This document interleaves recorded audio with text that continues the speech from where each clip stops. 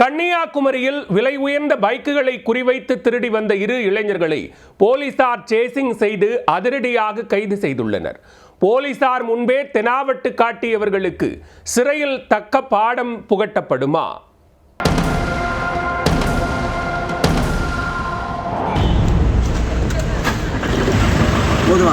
சொகுசு வாழ்க்கைக்கு ஆசைப்பட்டு கேரளாவில் இருந்து ரயில் ஏறி வந்து பைக் திருட்டில் ஈடுபட்டவர்களை சிசிடிவி மூலம் போலீசார் தட்டி தூக்கியுள்ளனர். திருட்டு வழக்கில் கைதாகியுள்ளோம் என துளியும் அச்சமின்றி பாபா ரஜினி நினைப்பில் கையை காட்டி போலீசாரையே கடுப்பாக்கி உள்ளனர். அவர்களின் கொட்டம் அடக்கப்படுமா?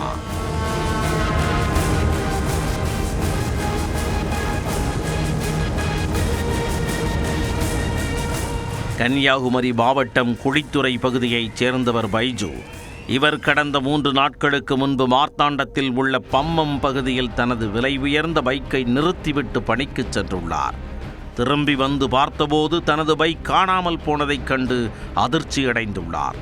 இது தொடர்பாக மார்த்தாண்டம் காவல் நிலையத்தில் புகார் அளித்துள்ளார். அதன் பெயரில் வழக்கு பதிவு செய்த போலீசார் சிசிடிவி காட்சிகளை ஆய்வு செய்துள்ளனர். அதில் 2 இளைஞர்கள் பைக்கை திருடிச் சென்றது பதிவாகியிருந்தது.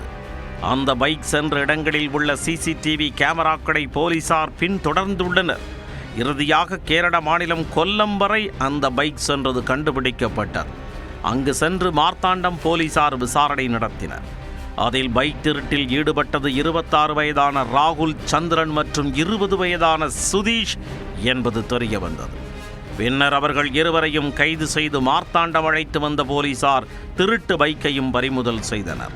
பின்னர் அவர்களிடம் மேற்கொண்ட விசாரணையில் கேரளாவில் இருந்து ரயில் மூலம் நாகர்கோவில் வந்து பைக் திருடியதை ஒப்புக்கொண்டனர்.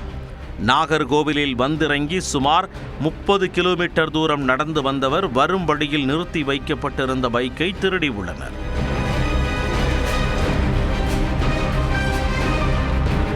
இதேபோன்று அடிக்கடி தமிழ்நாட்டிற்கு வரும் பைக் திருடர்கள் விலை உயர்ந்த 2 சக்கர வாகனங்களை திருடிச் சென்று அவற்றை குறைந்த விலைக்கு விற்றுள்ளனர்.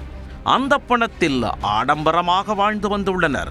சிக்கிய 2 மீதும் தமிழ்நாடு கேரளாவில் 15ற்கு மேற்பட்ட வழக்குகள் நிலுவையில் உள்ளதும் தெரிய வந்தது. இதையடுத்து அவர்களை கைது செய்து நீதிமன்றம் அழைத்துச் சென்றபோது போலீசார் முன்பே தெனாவட்டு காட்டினர். திருட்டு வழக்கில் கைது செய்யப்பட்டுள்ளோம் என்பதை உணராமல் பாபா படத்தில் ரஜினிகாந்த் காட்டும் முத்திரையைப் போன்று கையை தூக்கி காட்டி அடாவடி செய்தனர். பின்னர் இருவரையும் நீதிமன்றத்தில் ஆஜர்படுத்திய போலீசார் சிறையில் அடைத்தனர். சொகுசு வாழ்க்கைக்கு ஆசைப்பட்டு கேரளாவில் இருந்து ரயில் ஏறி வந்து பைக் திருட்டில் ஈடுபட்ட 2 சிசிடிவி காட்சி மூலம் சிக்கிய சம்பவம் மார்த்தாண்டத்தில் பரபரப்பை ஏற்படுத்தியது.